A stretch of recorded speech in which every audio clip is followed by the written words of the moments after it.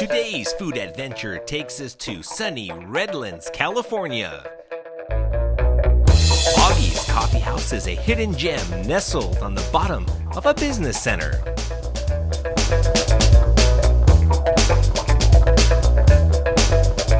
Augie serves up much more than fine brews.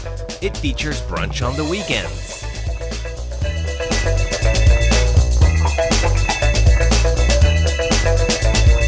These mouth-watering midday selections are served up by head chef Valerie Cervantes.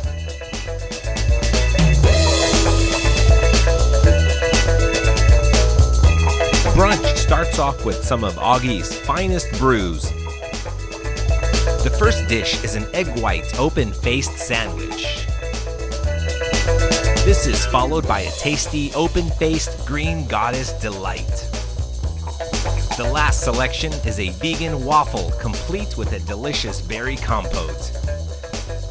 Thank you, Chef Valerie, for helping us start the weekend off right.